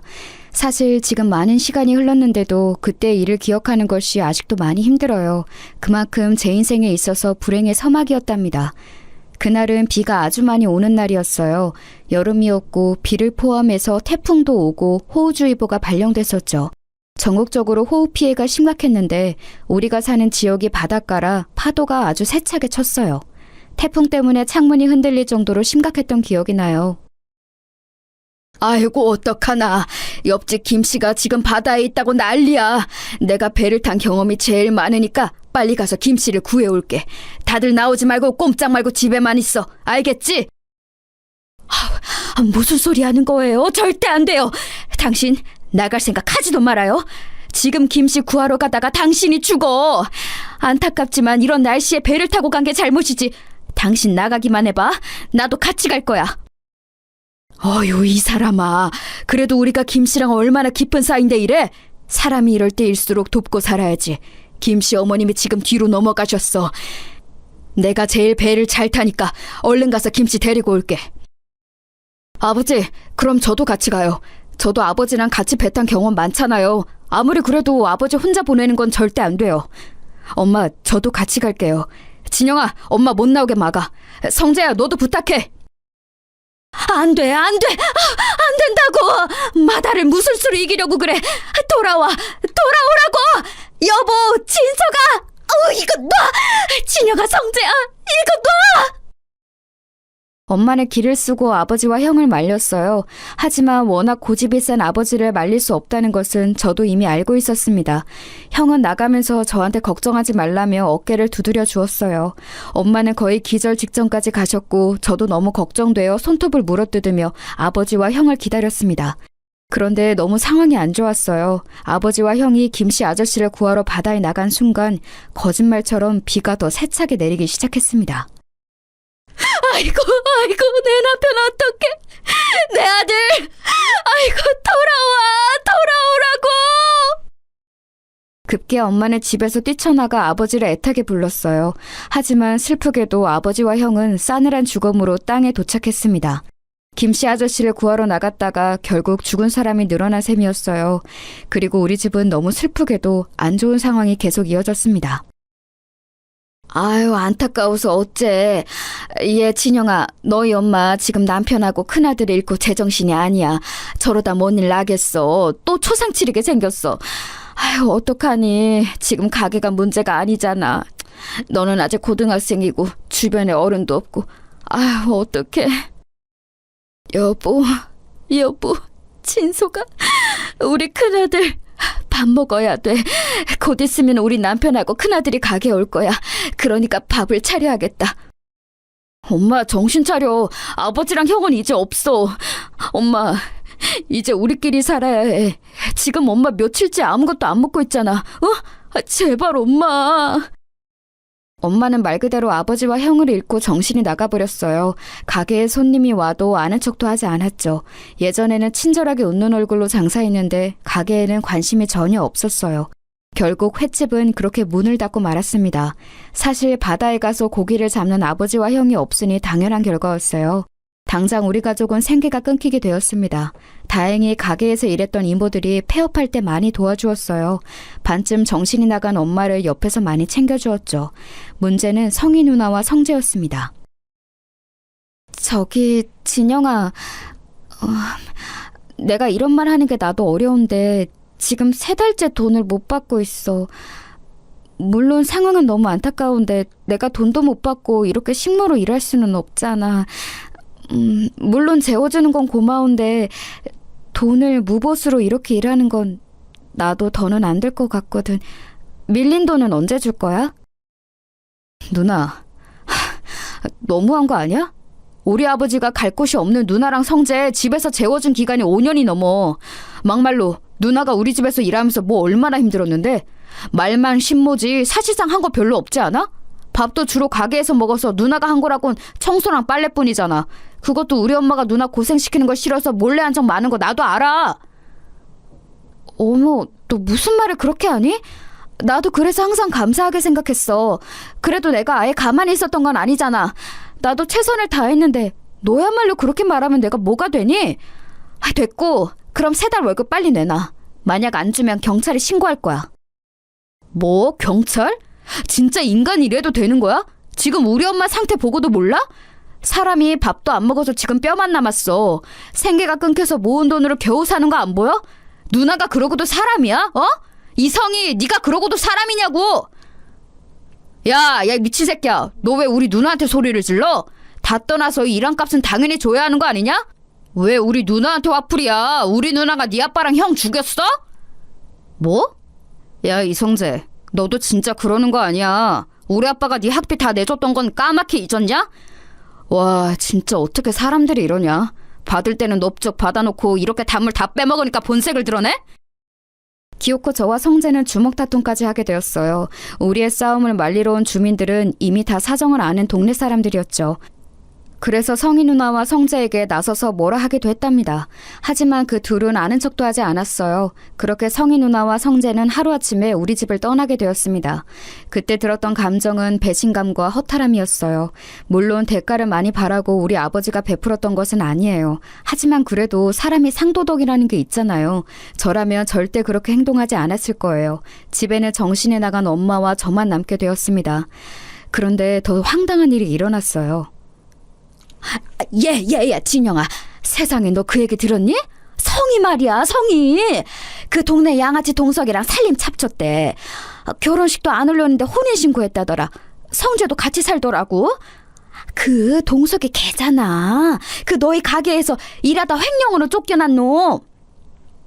뭐라고요? 그 동석이 형이랑 성희 누나가 부부라고요? 와, 아주 배신자끼리 잘 만났네요. 무슨 낯짝으로 우리 동네에서 계속 사는 거래요? 부끄럽지도 않나? 그러니까 말이야. 성희 그년이 가만 보면 아주 여우야. 너희 집에서 나오자마자 그렇게 동석이랑 결혼했어. 아니, 그래서 말인데 너 집에 도둑 맞은 거 없나 잘 봐. 금고 같은 거 안 털렸어? 주민의 제보로 저는 성희 누나가 우리 집에서 일하다 쫓겨난 동네 양아치와 결혼했다는 것을 알게 되었습니다. 그런데 아줌마가 마지막에 건넨 말에 저는 정신이 퍼뜩 들었어요. 그래서 바로 집으로 가서 금고를 확인했더니 글쎄 무슨 일이 있었는지 아세요? 우리 아버지는 금을 모아 금고에 넣어두고는 했었거든요. 그걸 우리 가족과 성희 누나 그리고 성자는 다 알고 있었습니다. 금고를 열었더니 금이 정말 하나도 없었어요. 그걸 보고 저는 바로 성희 누나를 찾아갔습니다. 이 도둑들아, 우리 집 금 내놔. 내가 금 훔쳐간 거 모를 줄 알아? 이 배신자들아, 너희가 그러고도 사람이냐? 문 열어, 열어! 아, 진짜 시끄럽네. 야, 너 뭐야? 우리가 왜 너희 집 금을 훔쳐가? 증거 있어? 어? 있냐고! 확시 안 꺼져?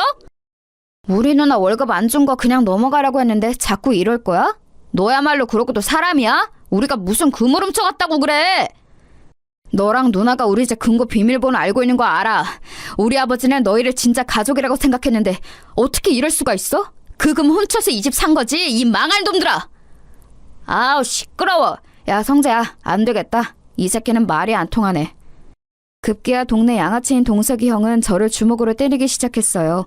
동네 사람들이 지켜보는데 성재와 성희 누나는 말릴 생각도 하지 않았습니다. 그렇게 바닥을 구르면서도 저는 어떻게든 금을 되찾아오고 싶었어요. 우리 엄마 상태 알잖아. 제발 금 돌려줘. 어? 이대로는 안 돼. 나는 어떻게 살라고. 제발 누나, 성재야, 금 하나라도 줘. 우리 어머니 아픈 거 안 보이냐? 그 셋은 제 말은 들은 척도 하지 않고 문을 세차게 닫았어요. 그 광경을 보고 땅에서 울분을 토했던 기억이 아직도 나요. 그때 제 나이가 너무 어렸는데 당장 어떻게 살아야 할지 고민이 되었습니다. 하늘이 원망스럽다는 말이 무슨 뜻인지 너무 알 것 같았어요.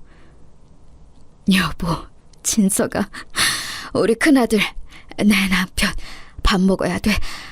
밥을 차려야겠어. 바다에서 돌아오면 배가 고프니까 오자마자 먹을 수 있게 해야지. 제발 그만! 엄마, 정신 차려. 나도 너무 힘들어. 도저히 배는 아버지랑 형이 생각나서 못하겠어. 우리 어떡해? 엄마, 제발 정신 좀 차려! 저는 그나마 남은 배로 어떻게든 바다에 나가려고 했는데 그것도 쉽지 않았어요. 원래 성인이 되면 아버지가 배 타는 법을 알려준다고 하셨는데 아버지가 없으니 방법을 몰랐습니다. 그리고 아버지와 형이 바다에서 죽어서 저한테도 트라우마가 너무 컸어요. 어머니는 여전히 제정신이 아닌 상태였고 저는 고등학교를 막 졸업한 상태라 할 줄 아는 것이 하나도 없었습니다. 진영아, 이 배 팔면 너 이제 재산은 있니? 금도 다 도둑 맞았다며. 진짜 성이랑 성재 그놈들 그러는 거 아니다. 동석이야 뭐 원래 양아치니까 그렇다고 쳐도 성인 남매는 그러면 안 되는 거야. 이 배가 마지막 재산이에요. 그동안 모아놓았던 돈도 다 쓰고 남은 게 없습니다. 우리 가족이 대대손손 목숨처럼 귀하게 여긴 배라 아까운데 제가 트라우마 때문에 바다로 나갈 수가 없어요. 아시잖아요. 우리 어머니 제가 바다 근처만 가도 거품 물고 쓰러지세요. 아유, 그러니까 말이야. 내가 진짜 안타깝다. 그래서 평균보다 더 돈 주는 거야. 마음 단단히 먹고 힘내라. 응? 너도 이제 성인이니까 할 수 있는 일을 찾아봐. 그래야죠. 그런데 어머니 상태가 저러니까 제가 마음 놓고 일할 수가 없어요. 지금도 잠드신 거 보고 겨우 나온 거예요. 아무튼 배 사주셔서 감사합니다. 이 은혜 잊지 않을게요. 저는 결국 남아있던 배도 모두 팔았어요. 그렇게 동네에서 제일 잘 살던 우리 집은 한순간에 동정을 받는 처지가 되었습니다. 가장 슬펐던 것은 그래도 누구를 탓할 수가 없다는 점이었어요. 아버지와 형의 선택으로 그렇게 되었잖아요. 만약 저 혼자였으면 어디 공장이라도 들어갔을 텐데 어머니가 있어서 일단 급한 대로 집 근처 시장에 취업했습니다. 진영아, 너희 아버지가 생전에 우리 집을 많이 도와주셨어. 내가 그 은혜를 어떻게 모른 척을 하겠니? 우리 집에서 일하면서 어머니 모셔라. 그런데 우리도 형편이 좋지는 않아서 많은 돈을 줄 수는 없어. 이해하지? 아, 그럼요. 저는 이렇게 일할 수 있다는 것 자체가 좋아요. 사장님 아니었으면 누가 저를 직원으로 고용하겠어요. 감사합니다. 저 그럼 운전해서 배달 다녀올게요. 시장 안에 있는 백반집에 취업한 저는 주로 배달 일을 시작했어요. 돈을 많이 벌지는 못했지만 그래도 어머니를 혼자 모시고 살기에 나쁘지는 않았습니다. 그래도 이때는 어머니가 간간히 정신이 돌아오긴 했었어요. 진영아, 엄마가 살아있어서 미안해. 우리 작은 아들한테 짐이 되는 게 너무 슬프다. 내가 그날 아버지랑 큰아들을 더 심하게 말렸어야 해. 대가가 너무 커서 괴로워. 모은 재산도 다 날리고 이게 사는 거니? 우리 아들 결혼은 할 수 있을까? 엄마, 지나간 일에 너무 마음 쓰지 마. 내가 어떻게든 엄마 책임질 거니까 마음 편하게 먹어. 엄마가 가끔 이렇게 정상적일 때 내가 얼마나 기쁜지 알아? 결혼은 괜찮은 사람이 나타나면 하겠지. 엄마는 정신이 돌아올 때 늘 제 미래에 관해 걱정하셨어요. 특히 제가 과연 결혼은 할 수 있을까 걱정하셨죠. 정말 다행히 저는 일하면서 같이 가게에서 일하던 여자 직원과 눈이 맞았습니다. 저보다 한 살 많은 누나였는데 고등학교를 졸업하고 집안 형편이 좋지 않아 바로 일을 시작했다고 하더라고요. 그 누나도 아버지가 안 계셔서 공통점이 있어서 급속도로 가까워졌습니다. 그리고 자연스럽게 연애를 시작했고 제가 군대에 다녀오고 그 이후에 결혼하게 되었어요. 여보, 이거 먹고 나가. 그래도 사람이 먹고 살려고 일하는 건데 밥은 먹어야지? 이따 내가 어머니 모시고 병원 다녀올게. 오늘도 힘내고 파이팅이야. 고마워. 나는 진짜 한동안 슬픔에 빠져 살았는데 당신을 만나고 처음 웃게 됐어. 내가 군대 갔을 때도 우리 엄마를 본인 엄마처럼 돌봐주고 결혼하고도 이렇게 지극정성이잖아. 돌아가신 아버지와 형이 당신을 하늘에서 보내준 것 같아. 나도 당신한테 고마워. 결혼하고 계속 꾸준히 일하면서 돈을 벌잖아. 종일 일하면 체력적으로 많이 지치고 힘들 텐데 전혀 티를 내지 않아서 인간 대 인간으로 대단하다고 생각해. 우리 아이 태어나면 더 열심히 서로 의지하고 살자. 당연하지. 당신이 임신했다는 소식을 듣고 나는 더 열심히 살기로 했어. 아무튼 나는 당신이 없었다면 이렇게 사업을 시작하지도 못했을 거야. 고마워. 그럼 나 진짜 다녀올게. 결혼 후 저는 인생이 잘 풀리기 시작했어요. 일하던 백반집을 그만두고 저는 새로 유통업을 시작했습니다. 그동안 모았던 돈으로 트럭 하나를 구했어요. 그리고 그걸로 우리 지역과 근처 도시를 다니며 배송하며 돈을 벌기 시작했습니다. 그런데 그 일이 생각보다 더 잘 되기 시작했어요. 아내는 집에서 우리 어머니와 장모님을 함께 모셨습니다. 어차피 각자 어머니들이 혼자 계시던 상황이라 그런 결정을 내렸죠. 다행히 장모님은 정신이 멀쩡하셨어요. 야, 잘 나간다? 한동안 얼굴이 죽상이더니 이제 좀 숨통이 트이냐? 요즘 트럭 몰고 다니던데 일감 많아 보이더라. 우리 가게랑도 거래할래? 너는 인간이면 나한테 말 걸지 말아라. 나는 너희 누나랑 너랑 할 말이 없다. 내가 왜 너희 가게랑 거래를 해? 훔쳐간 금이나 내놔라. 증거 있냐고. 증거도 없으면서 금을 내놓으라고 하면 뭐라고 답해야 하냐? 우리 가게가 시장에서 그래도 두 번째로 큰 가게잖냐. 혹시라도 일감 끊기면 말해라. 내가 그래도 예정이 있어서 인심 써줄게. 아, 우리 매형이 안 된다고 하려나? 또 찾아왔다고 우리 매형한테 두들겨 맞으면 어떡해. 그때는 나도 가만히 있지 않을 거야. 너희 누나는 결혼할 사람이 없어서 동네 양아치랑 결혼하냐? 아무튼 시비 걸지 마라. 또 이러면 경찰에 신고할 거야. 경찰? 경찰? 해! 하라고! 참나, 네가 그러면 내가 무서워할 줄 알았냐? 등신. 제가 하는 사업이 커지면서 저는 시장 안의 상인들과 무척 가까워졌어요. 다른 곳들은 다 괜찮았습니다. 특히 아버지와 안면이 있던 분들은 오히려 저랑 더 거래하려고 난리였죠. 문제는 성재와 성희 누나의 가게였어요. 성희 누나는 결혼하고 바로 시장에 생선을 파는 가게를 열었습니다. 동석이 형과 성재와 같이 일하는 가게였는데 규모가 꽤 컸어요. 쟤네 돈 없어서 너희 집에서 얹혀 산 거 누가 모르냐고. 그거 딱 봐도 너희 집 금 훔쳐서 열은 거잖아. 저렇게 살면 안 돼. 하늘이 다 보고 있다고. 그냥 이제는 저도 무시하고 있어요. 아니라고 잡아떼는 것 보면 인간이 어떻게 저럴까 궁금하기도 하더라고요.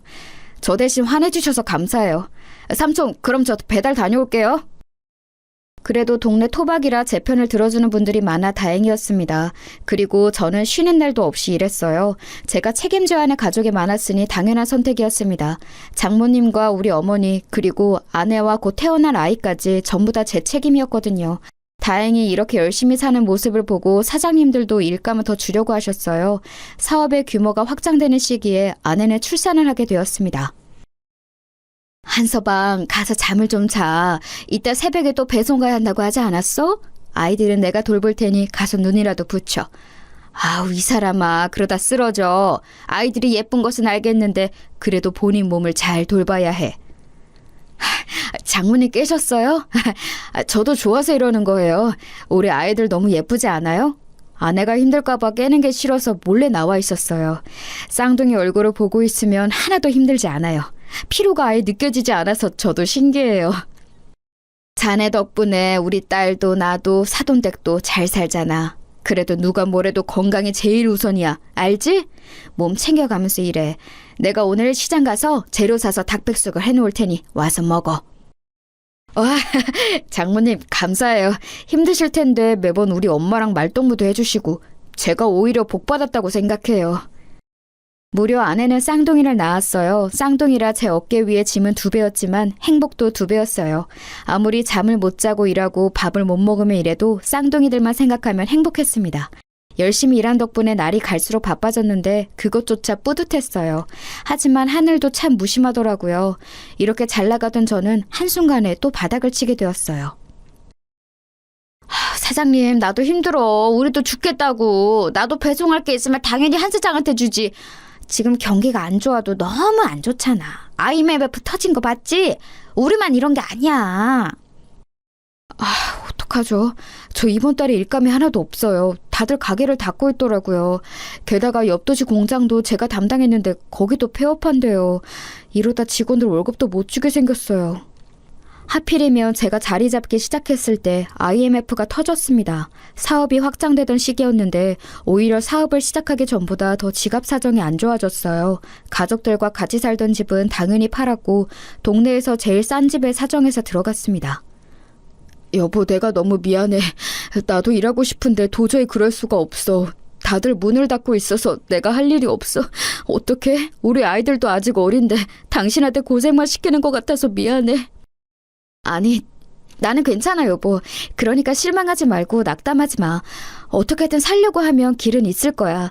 나랑 엄마는 진짜 아무렇지도 않아. 우리만 힘든 거 아니잖아. 다만 문제가 있다면 우리 아이들하고 시어머니야. 어머니 치매 판정 받은 거 알지? 알지.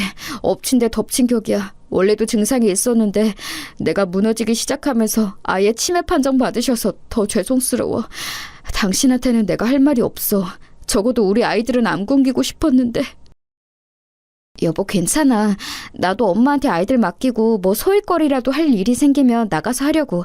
어려울 때일수록 힘을 합쳐서 이겨내야 해. 알지? 유통업을 하며 이것저것 손을 대고 있는 게 많았는데 정말 한순간에 신기루처럼 사라졌어요. 트럭을 몇 개 더 사려고 여기저기 빌린 돈이 많았는데 갚을 돈이 없었습니다. 그 사람들은 우리 집에 달려와서 항의하기 시작했어요. 아우, 돈 내놔! 한 사장! 빌려간 돈 내놓으라고! 그 돈 없으면 우리가 다 굶어 죽어! 그러니까 돈 내놔! 문 안 열어? 열라고! 여보, 급한 대로 그 비상금을 주자. 저 아저씨가 나 망하기 전에 제일 도와줬던 사람이야. 일단 급한 불부터 끄는 게 맞는 것 같아. 여보, 안 돼. 이 비상금 진짜 이게 마지막이야. 우리 이거 주면 돈이 없어. 이것마저 주면 우리 아이들은 당장 내일부터 굶어야 해. 나는 굶어도 괜찮은데 나 우리 아이들은 못 굶겨. 돈을 빌려준 사람들은 계속해서 우리 집을 찾아왔는데 줄 돈이 없었어요. 그동안 사업하며 벌었던 돈을 탈탈 털어 갚았는데도 갚을 돈이 남아 있었습니다. 저도 당장 우리 가족이 힘드니까 나중에 갚고 싶었는데 역시 돈 앞에서는 사람들이 참 냉정했어요. 위협적으로 찾아와서 돈을 갚지 않으며 불을 지른다는 소리에 아내가 저 몰래 모았던 돈까지 다 주었죠. 그렇게 수습하고 보니 우리 집은 돈뿐만이 아니고 당장 먹을 쌀도 없었습니다.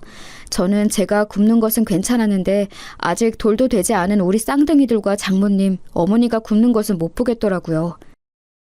여보, 어쩔 수 없다. 오늘 우리 아기들 아무것도 못 먹었지? 이대로 가다간 진짜 배고파서 아이들 죽게 생겼어. 나 그 꼴은 절대 못 봐. 나 결심했어. 성재네 찾아가서 사정하고 올게. 유일하게 시장에서 망하지 않고 계속 영업하는 가게가 성재 가게잖아. 뭐라고? 당신 제정신이야? 그 집을 찾아가서 돈을 빌린다고? 여보, 당신이 간다고 거기서 돈을 줄까? 저번처럼 두들겨 맞는 거 아니야? 일단 가봐야지. 그래도 우리 아버지가 베풀었던 게 있는데 모른 척을 할까? 지금 이렇게라도 안 하면 우리는 당장 살 수가 없잖아. 나 그럼 성재 가게 다녀올게. 문단속 잘하고 있어? 저는 결국 자존심을 다 내려놓고 성재를 찾아갔어요. 사실 저도 성재가 선뜻 빌려주지 않을 거라는 것은 알고 있었습니다. 그래도 일말의 희망이 있었죠. 이게 누구야? 잘난 한 사장 아니야? 여기까지 무슨 일로? 우린 당신한테 줄 일감 없는데. 성재야, 단도직입적으로 말할게. 나 쌍둥이 키우는 거 알지? 지금 우리 엄마도 그렇고 가족들이 며칠째 밥을 못 먹고 있어. 미안한데 100만 원만 빌려주라. 제발 부탁이다. 그거 참 안타까운 소식이네. 내가 마음 같아서는 당장 100만 원이 뭐냐 1000만 원을 빌려주고 싶어. 그런데 우리도 사정이 힘드네. 줄 돈이 없어서 안 되겠다. 시장에서 유일하게 살아남은 가게가 너희 가게잖아. 내가 너희 가게 매출은 아는데 어떻게 안 될까? 주라는 것도 아니야. 빌려달라는 거야. 이렇게 무릎 꿇고 빌게. 어? 우리 아버지가 너희 남매 가장 힘들 때 도와줬잖아. 그거 생각해서라도 제발. 아우, 줄 돈 없다고 몇 번 말하냐. 지금 우리 누나랑 매형 가게 올 시간 다 됐어. 매형 눈에 띄면 너 죽어. 그러니까 당장 꺼져. 안 꺼져? 성재는 제가 무릎 꿇고 울면서 빌어도 돈을 절대 빌려주지 않았어요. 저는 하지만 물러설 수가 없었습니다. 이미 자존심을 내려놓은 지 오래였어요. 집에 돈을 들고 가지 않으면 당장 가족들이 죽게 생겼으니 성재의 바지가랑이를 붙잡았습니다. 성재야, 제발, 우리 집에서 너한테 해줬던 거 기억 안 나? 그거 생각해서라도 쌀이라도 조금 주면 안 되겠냐? 내가 이렇게 부탁할게, 제발. 도대체 언제적 얘기를 꺼내는 거야? 기억이 안 나는 호랑이 담배 피우던 시절 아니냐? 나는 너랑 할 말 없으니 꺼져! 퇴! 심지어 성재는 제가 붙잡자 얼굴에 침까지 뱉기 시작했어요. 비참하다는 말을 이럴 때 쓰는 거라는 것을 그때 알게 되었죠. 성재는 제가 아무리 사정해도 들은 척도 하지 않더라고요. 저를 질질 끌어서 가게 밖으로 던진 성재는 이렇게 말했습니다. 이 거지 새끼야, 다시는 내 앞에 나타나지 마. 알겠어? 잘 살고 있는데 찾아와서 옛날 얘기 꺼내는 거 더는 못 들어. 네 자식이 굶어 죽든 말든 그건 나랑 상관도 없다고. 한 번만 더 찾아오면 그때는 우리 매형 부른다. 너무 매몰찬 모습을 보고 저는 서럽고 비참한 기분이 들었어요. 집으로 가는 내내 얼마나 울었는지 모릅니다. 나는 어떻게든 반드시 성공해야겠다는 생각도 들었어요. 아버지, 형 보고 있어요? 나 더러워서 여기 동네 뗍니다. 나중에 성공해서 자랑스럽게 다시 올 때까지 근처에도 얼씬거리지 않을 거예요. 하늘에서 보고 있으면 제발 도와줘요. 나 힘들어. 그렇게 하늘을 보고 울면서 다짐했던 게 아직도 기억이 나요. 그리고 저는 정말로 아내와 아이들 그리고 두 어머니를 모시고 무작정 서울로 상경했습니다. 집을 처분하고 남은 돈과 평소 친분이 있던 분들에게 가서 10,000원씩 빌려서 돈을 마련했어요. 고향을 떠나서 서울로 간다니까 주민들은 안타까워했죠. 제가 이렇게 떠나게 만들어준 성재네 가게를 마지막으로 멀리서 지켜보았습니다. 반드시 어떻게든 성공해서 돌아온다고 다짐하며 그렇게 서울살이가 시작되었어요. 아, 여보, 지금 새벽 3시야. 그런데 나간다고? 아까 12시에 들어왔잖아. 당신 잠도 그렇게 안 자고 먹는 것도 시원찮아. 이러다 당신이 어떻게 될까봐 나는 그게 무서워. 당신 없으면 나랑 우리 아이들은 어떡해? 양가 어머님들도 그렇고. 1원이라도 더 벌려면 어쩔 수가 없어. 잠을 자고 밥을 먹는 시간조차 너무 아까워. 애들도 자라면서 먹는 양 자체가 달라졌잖아. 아무튼 여보, 늦었다. 그럼 나 이제 일하고 올게. 항상 고맙고 미안해. 무작정 상경한 저는 진짜 말 그대로 닥치는 대로 일하기 시작했어요. 공장부터 막노동까지 안 해본 일이 없을 정도예요. 몸이 망가지고 있다는 것을 알았지만 멈출 수는 없었어요. 빵 하나로 하루를 버티며 살았습니다. 막노동하면 거기서 간식을 주는데 아무리 배가 고파도 절대 먹지 않고 집에 가져갔어요. 그 사정을 알고 같이 일하던 분들이 본인 간식을 주기도 했답니다. 지금 생각해도 너무 감사한 경험이죠. 이렇게 몇 년을 일하니 아이들이 학교에 입학할 나이가 되었어요. 그동안 반지하 쪽방에서 아이들을 키웠습니다. 이때 아내가 정말 많이 고생했어요. 어머니가 치매였고 장모님도 나이가 드시며 건강이 안 좋아졌거든요. 여보, 우리 드디어 이사 가는 거야? 그렇게 하루도 안 쉬고 일하더니 너무 잘 됐다. 우리 애들도 더 넓은 집에서 살면 좋아할 거야. 나는 당신이 너무 자랑스러워. 나는 당신한테 미안한 마음밖에 없어. 그동안 힘든 상황이었는데 싫은 소리 안 하고 버텨줘서 너무 고마워. 당신이 없었으면 이렇게 이사 가지 못했을 거야. 저는 하루도 쉬지 않고 일한 덕분에 돈을 어느 정도 모을 수 있었어요. 그렇게 이사 가고 막노동을 그만두고 집과 가까운 횟집에 취업하게 되었습니다. 그런데 여기서 뜻밖의 일이 일어났어요. 사람 일이 어떻게 될지 모른다는 말을 깨닫게 되었습니다. 진영아, 어릴 때 어머니가 횟집 운영하셨다고 들었는데 진짜 회를 잘 뜨네. 어떻게 이렇게 깔끔하게 해? 그리고 모르는 생선이 없어. 친절하고 항상 웃는 인상이라 너무 좋아. 우리 가게에서 평생 일해. 알겠지? 월급 더 올려줄게. 어머니는 횟집 하셨고 아버지는 바다에 직접 가서 생선 잡는 선장이었어요. 그래서 저도 어릴 때 아빠 따라 바다에 나가곤 했죠. 그러다 안 좋은 일이 있기는 했는데 애초에 바닷가가 고향이라 익숙해요. 그래, 잘됐다. 그 집에 장모님하고 어머니하고 같이 산다고 했지? 보기 드문 효자야. 우리 가게로 모셔와. 내가 진영이네 가족들은 돈 안 받고 먹고 싶은 거 다 줄게. 저는 새로 구한 일이 매우 마음에 들었어요. 사장님이 털털하시고 좋은 분이셨거든요. 제 사정을 알고 실제로 편의도 많이 봐주셨습니다. 어머니와 장모님을 모시고 가면 정말로 돈을 받지 않으셨죠. 그렇게 몇 년을 일하니 사장님과 저는 친형제처럼 친해졌어요. 뭐? 그런 일이 있었어? 와, 진짜 그런 놈들은 나중에 천벌 받을 거야. 사람이 그렇게 살면 안 되는 거야. 한 번 사는 인생인데 본인하고 가족들에게 당당해야지.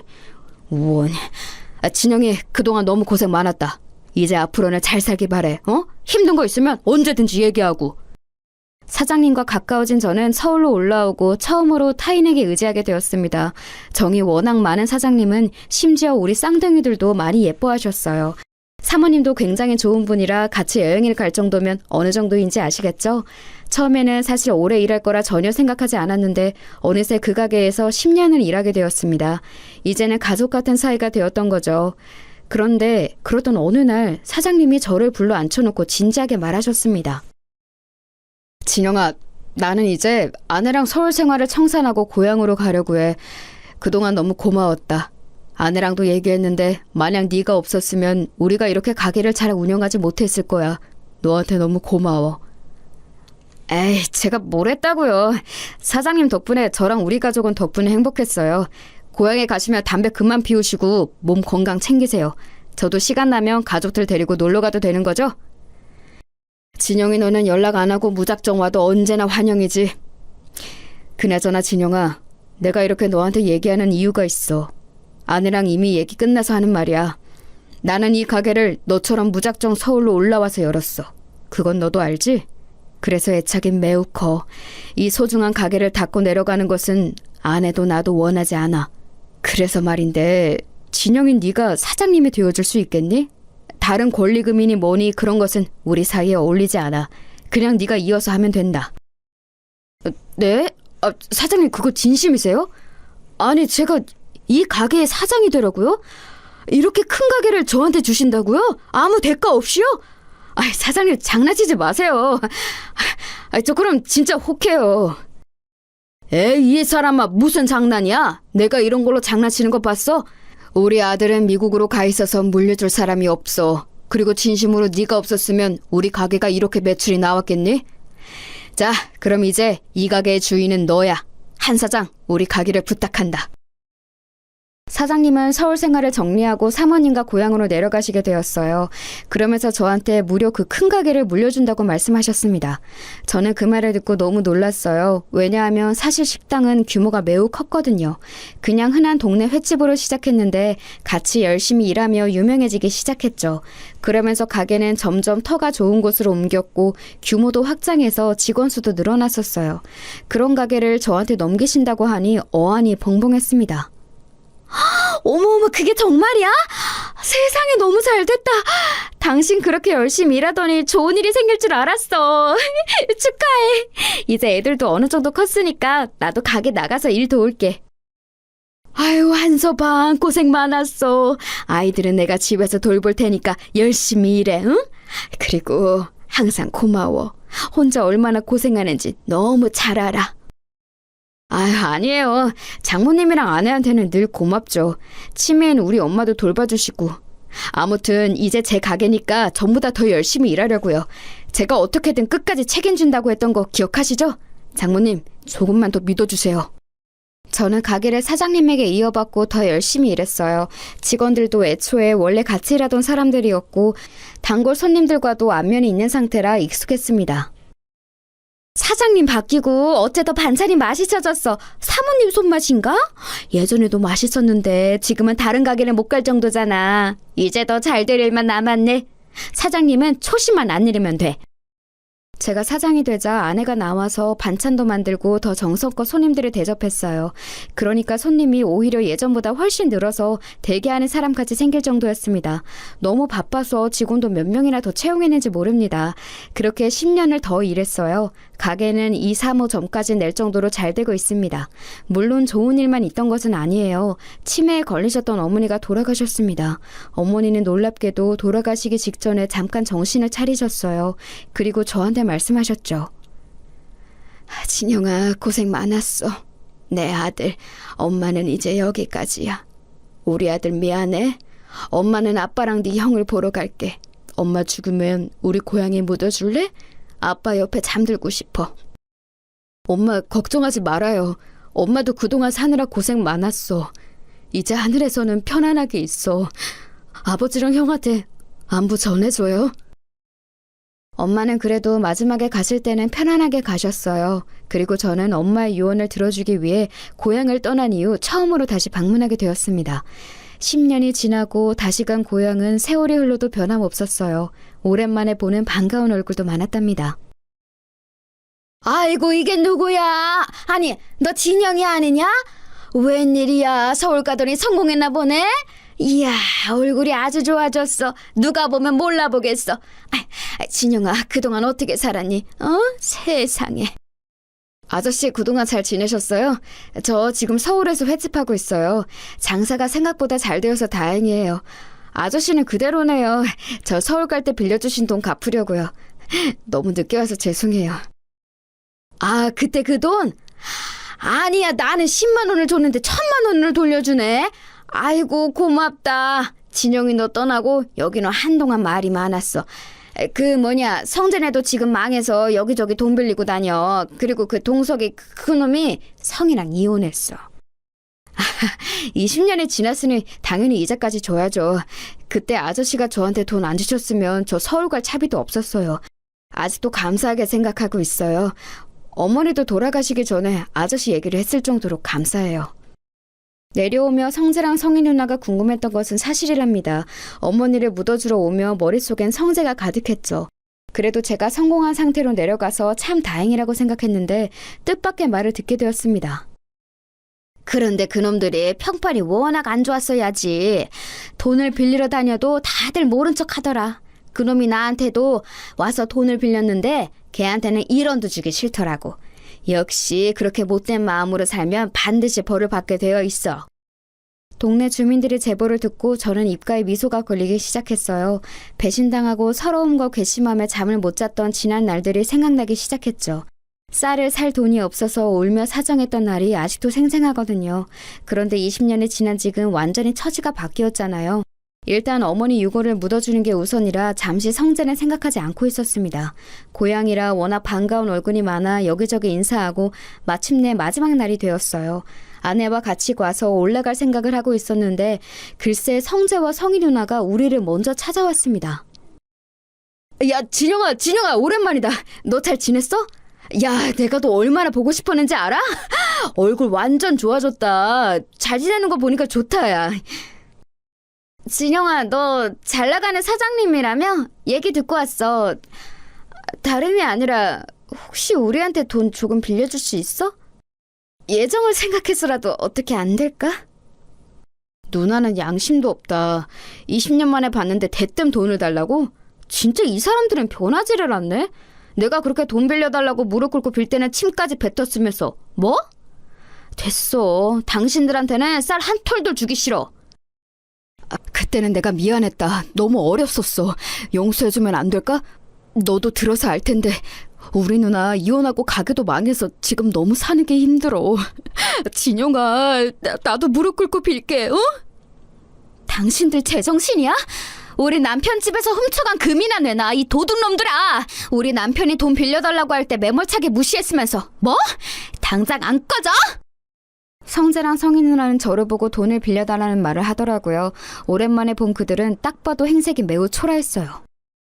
그렇게 나 무시하고 우리 집 망하는 거 모른 척을 하더니 지금 꼴 좋다. 인생이라는 게 원래 길게 보는 거야. 그때 100만 원만 빌려줬으면 내가 당신들을 매몰차게 대하겠어? 원래 다 뿌린 대로 돌려받는 거라고. 당장 꺼져! 진우가 내가 미안해. 제발. 우리 당장 먹고 살 돈이 없어서 그래. 어떻게 안 될까? 그래도 어릴 때 같이 살았잖아. 아, 시끄러워. 저기요, 나가세요. 철면피도 이런 철면피가 없지. 참나 기가 막혀. 여보, 차 타. 올라가자. 아내까지 나서서 매몰차게 대하는데 성자랑 성희 누나는 끝까지 제 바짓가랑이를 붙잡고 놔주지 않았습니다. 심지어 차를 타고 가는데 앞을 가로막았어요.